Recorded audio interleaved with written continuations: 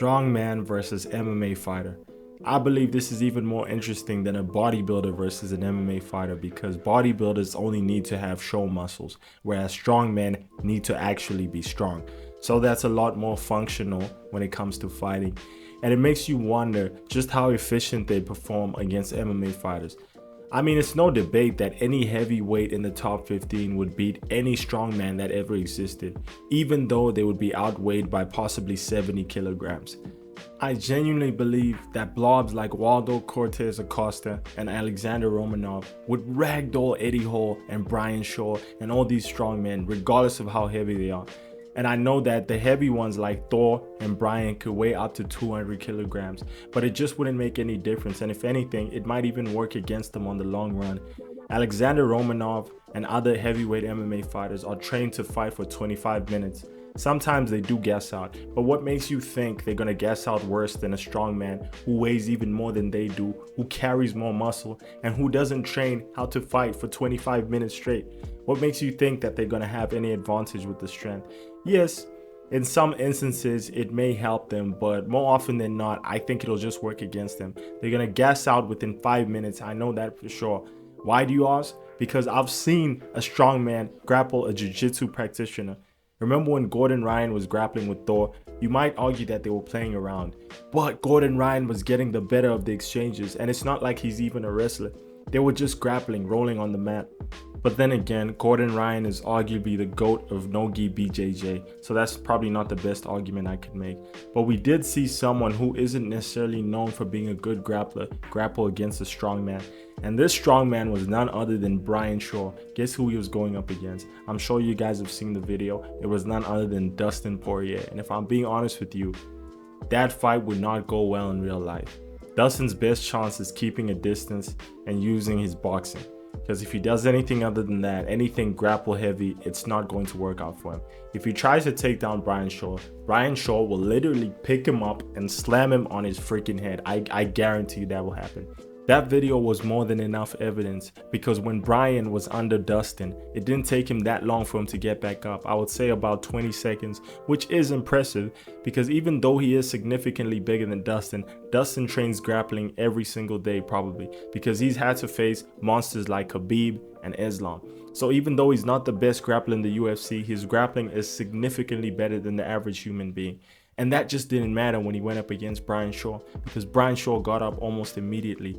And then Dustin got his back and tried to choke him with the guillotine, which he did eventually and Brian tapped. But let's be real, Brian could have slammed Dustin on his freaking head and killed him in that instant. I guarantee you, he even said it himself. And I don't think it was even out of cockiness. I think he just genuinely believed what he was saying, and rightfully so. Because this man is not 260 pounds.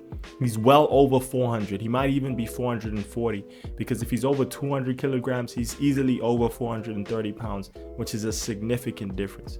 And when Brian got on top of Dustin, boy, oh boy, what a sight to see. He couldn't do a single thing about it. He was using all the correct techniques that would work on fighters like Khabib and Islam in certain instances. But against Brian, it just didn't matter. And Brian could do whatever he wants to Dustin. If they were in prison, Brian is his daddy. Brian is Dustin Poirier's daddy. You have to submit, man. He's gonna have his way with you whether you like it or not. It's just how life goes. Sometimes you just have to humble yourself because even when you fight back, it's just gonna make it worse. It's just gonna make it worse. You have to accept your fate. He's your daddy. He's your daddy.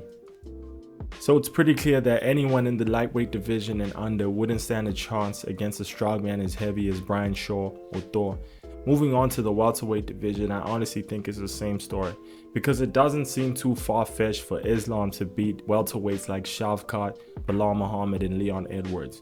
So we have to move up a weight class. Now we're at middleweight. It's a lot more believable for middleweights to beat strongmen because a lot of these middleweights can walk over 100 kilograms when they're not fighting.